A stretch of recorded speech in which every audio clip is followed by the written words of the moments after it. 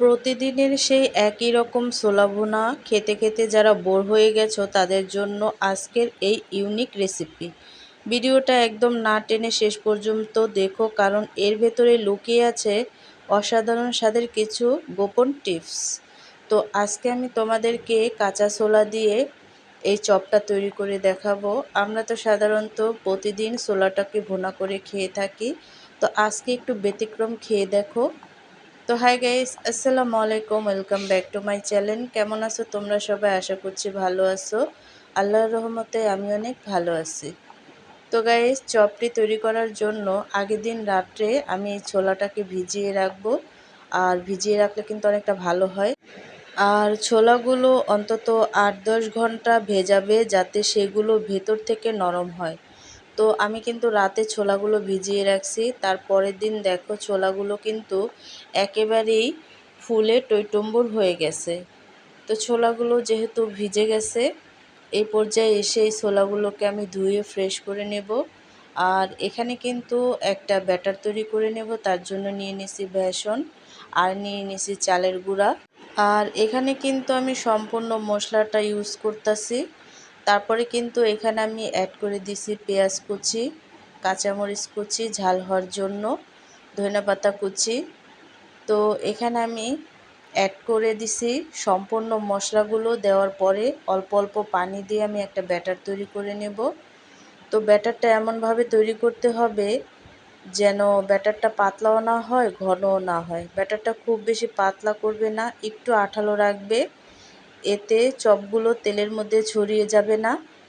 তো তারপরে কিন্তু এখানে আমি অ্যাড করে দিছি ভিজিয়ে রাখা ছোলা। তো ছোলাগুলো দেওয়ার পরে ভালো করে ব্যাটারটাকে আমি মিশিয়ে নেব। তো ভিডিওটি ফার্স্ট থেকে লাস্ট পর্যন্ত দেখতে থাকো, আশা করছি ভালো লাগবে। আর ভালো লাগলে প্লিজ একটি লাইক আর একটি সাবস্ক্রাইব করে পাশে থাকবে। তো তারপরে কিন্তু এখানে আমি আদা রসুনের পেস্টটা অ্যাড করে দিছি। দেওয়ার পরে কিন্তু ছোলাটাকে ভালোভাবে ছোলার সাথে বেসনের ব্যাটারটাকে আমি মিশিয়ে নিছি। দেওয়ার পরে কিন্তু একটা প্যানে আমি তেল দিয়ে দিছি। আর এই চপটা কিন্তু অল্প তেলেই ভাজা যায়। দেওয়ার পরে কিন্তু আমি এক হাতা করে প্রত্যেকটা চপ দিয়ে দিচ্ছি।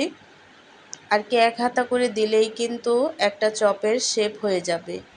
তো দেখো, তারপরে কিন্তু উল্টিয়ে পাল্টে আমি লাল করে ভেজে নেব। তো দেখো, আমি কিন্তু চপগুলো ভেজে নিচ্ছি। তো গাইস, আমি জানি তোমরা হয়তো ভিডিওটা একটু টেনে দেখতে চাচ্ছ, কিন্তু বিশ্বাস করো রান্নার ছোট একটা ভুলও কিন্তু তোমাদের পুরো পরিশ্রম আর উপকরণ নষ্ট করে দিতে পারে। আমি চাই আমার রেসিপি দেখে তোমরা যখন বাড়িতে ট্রাই করবে সেটা যেন একরকম একদম পারফেক্ট হয়। তোমাদের সামান্য একটু সময় আর ধৈর্য আমাকে 4000 ঘন্টা ওয়াচ টাইম পূরণ করতে সাহায্য করবে, যা আমার স্বপ্নের মতো করে তৈরি হয়ে গেল আমাদের দারুণ মচমচে আর স্বাস্থ্যকর ছোলার চপ। বিট লবণ আর সস দিয়ে এটি গরম গরম পরিবেশন করো। রেসিপিটা ভালো লাগলে লাইক ও শেয়ার দিও। আর আমার পরবর্তী ভিডিওতে কি দেখতে চাও তা কমেন্টে অবশ্যই জানাবে। আর গায়েস, এই চপটির আসল রহস্য হলো এতে আমি শাহি গরম মশলা আর চালের গুঁড়া ব্যবহার করেছি। চালের গুঁড়া দেওয়ার কারণে এটি ভাজার পর দীর্ঘক্ষণ মচমচে থাকে।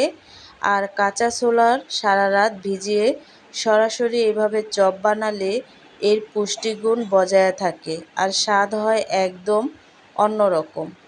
তো আজকের রেসিপিটি কেমন লাগছে অবশ্যই কিন্তু কমেন্টে জানাবে। তো অন্য কোনো রেসিপি নিয়ে তোমাদের মাঝে আবার চলে আসব। আজকে এই পর্যন্তই। সবাই সুস্থ থাকবে, ভালো থাকবে। আল্লাহ হাফেজ।